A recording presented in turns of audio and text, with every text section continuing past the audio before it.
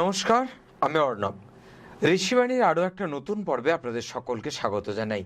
প্রতিদিনের মতোই আজও আমাদের সঙ্গে রয়েছেন শ্রী শান্তনু শাস্ত্রী। নমস্কার। নমস্কার শান্তনুবাবু। আজকেও বিশেষ একটি রাশি সম্পর্কে জিজ্ঞেস করব। আজকে যে জানতে চাইব বৃষ রাশি সম্পর্কে। বৃষ রাশি বললে প্রথমেই কি মাথায় আসে? শান্ত, ধীর, স্থির, কিন্তু প্রচণ্ড জেদি, পারফেকশনিস্ট, সূক্ষ্ম কাজের আগ্রহ রয়েছে, এটাই বৃষ।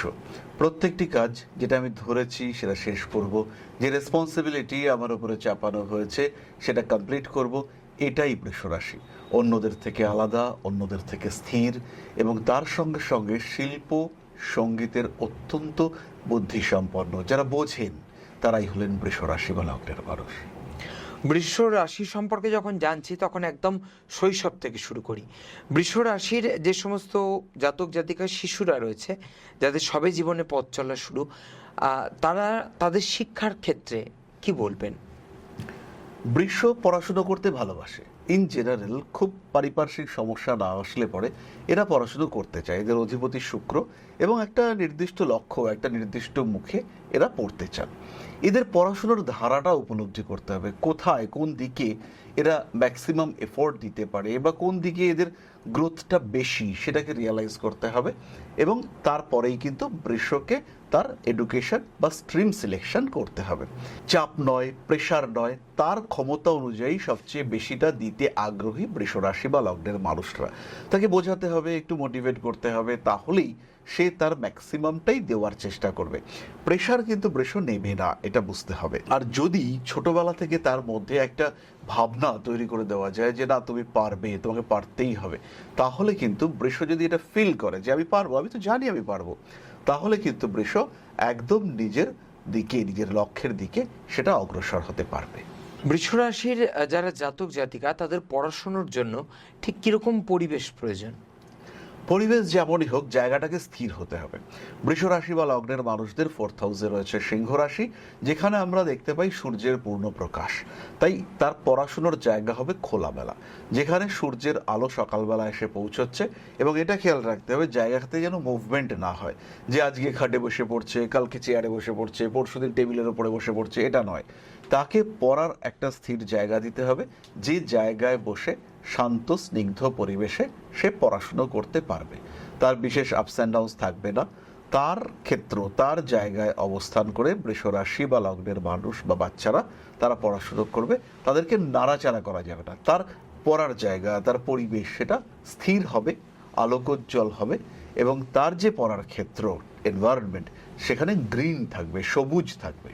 সেখানে ছোট দুটো গাছ থাকতে পারে, তার পড়ার ঘরে একটা অ্যারিকা পাম্প থাকতে পারে, জানলাটা খুললে পরে সবুজ বাগান দেখা যেতে পারে, অ্যাটলিস্ট ঘরে কয়েকটা সবুজ পর্দা থাকবে।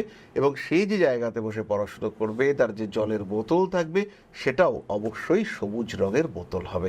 এখানে আমরা বুধ, যে কিনা বৃষর জন্য দ্বিতীয় পতি, পঞ্চম পতি, তাকে কিছুটা হলেও এনার্জাইজ করার চেষ্টা করব, এবং সেটাই কালার এফেক্টের মাধ্যমে।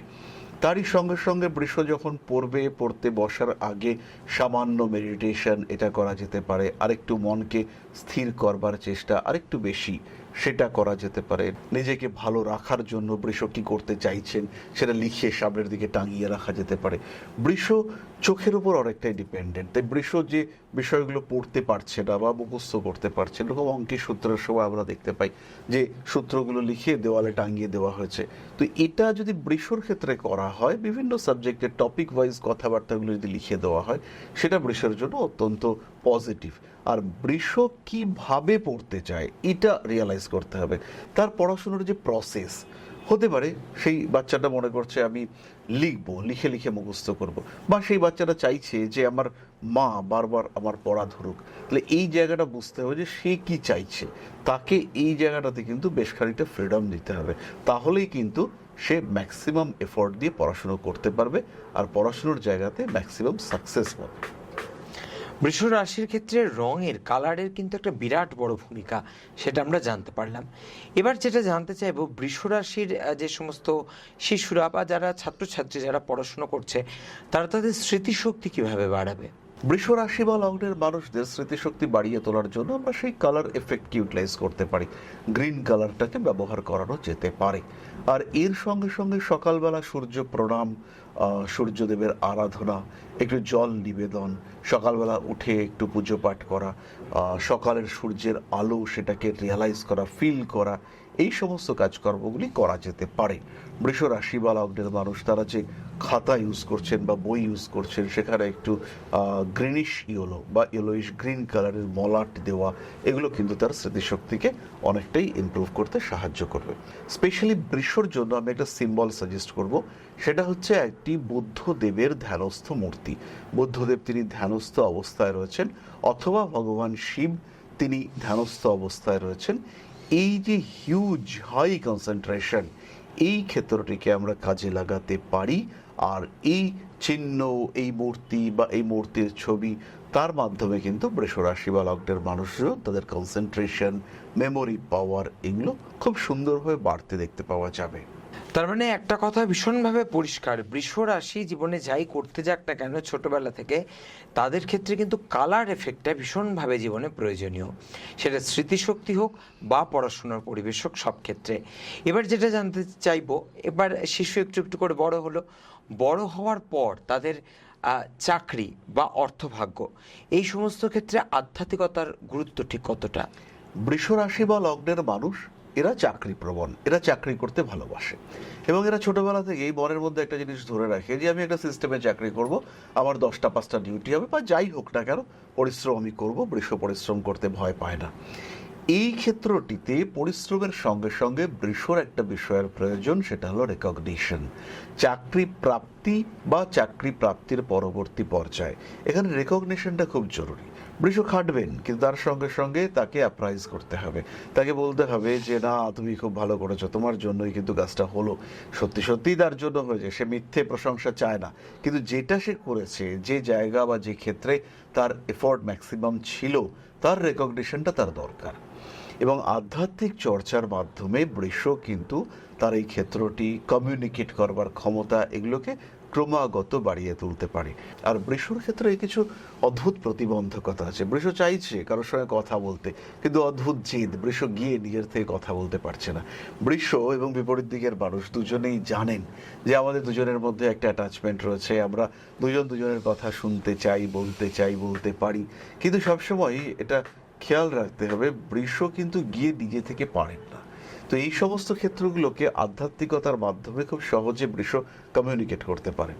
এই সমস্ত মানুষগুলো বৃষ রাশি বা লগ্নের মানুষদের সঙ্গে শত্রুতাপূর্ণ বিহেভিয়ার করছেন, তাদেরকে একটু দূরে সরিয়ে রাখা, তাদেরকে একটু ইনঅ্যাক্টিভ করে রাখা, এটা কিন্তু বৃষর জন্য খুব সহজেই সম্ভব। বৃষ রাশি, বৃষ লগ্ন, এরা নিজেদের মতো বাঁচবেন এবং সেখানে এদের মন, দেহ সমস্ত কিছু একত্রিত হবে, একাত্ম হয়ে কাজ করবে, তবে সাকসেস আসবে। তাই বৃষ রাশি বা লগ্নের মানুষদের জীবনের প্রত্যেকটি পর্যায়ে আধ্যাত্মিকতার গুরুত্ব রয়েছে। ডিপেন্ড করবে শনিদেব, কেতু এরা কোথায় অবস্থান করে রয়েছেন তার উপরে। বৃহস্পতিও বৃষর জন্য অত্যন্ত গুরুত্বপূর্ণ। বৃহস্পতি, শনি, কেতু এদের পজিশন যদি একটু সাপোর্টিভ হয়, এরা খুব সহজেই নিজের অন্তর্মনকে উন্মোচিত করতে পারেন। এদের পড়াশুনো বলুন, শিক্ষা বলুন, চাকুরি বলুন, প্রত্যেকটা ক্ষেত্র সেটা কিন্তু অনেক বেশি ওপেন হতে দেখতে পাওয়া যায়। খুব সহজেই এই মানুষগুলো সাকসেসফুল হয়ে ওঠে। বৃষ রাশি, বৃষ লগ্নের মানুষরা এতটাই বেশি পরিশ্রমী থাকেন যে তারা অন্য কিছুকে তোয়াক্কা করে না, বলে খেটে তুলে দেবো, পড়াশুনো খেটে করে নেবো, চাকরির ক্ষেত্রে এই কাজ দিয়েছে আমি খেটে করে দেবো। এই যে খেটে করে দেবো, আমি ফাঁকি দেবো না, আমি কন্টিনিউয়াসলি এফোর্ট দিয়ে জিনিসটাকে উদ্ধার করব, এই ব্যাপারটা বৃষর ক্ষেত্রে থাকে। আর আধ্যাত্মিকতার মাধ্যমেই এর পূর্ণ বিকাশ সেটা সম্ভব। তার মানে আমরা যেটা বুঝলাম, কোথাও একটা আত্মবিশ্বাস থাকে, নিজেদের পরিশ্রমের উপর, নিজেদের ক্ষমতার উপর একটা কোথাও আত্মবিশ্বাস থাকে বৃষ রাশির জাতক জাতিকাদের। আজ আমরা বৃষ রাশি নিয়ে আলোচনা করলাম, যাদের জানলাম তাদের সম্পর্কে নানান কথা। আগামী পর্বে আবারও নিয়ে আসবো অন্য কোনো রাশির জাতক জাতিকাদের নানা সমস্যা এবং তার প্রতিকার নিয়ে। আজকের পর্ব এখানেই শেষ করলাম। নমস্কার। নমস্কার। জয় মা আদিশক্তি।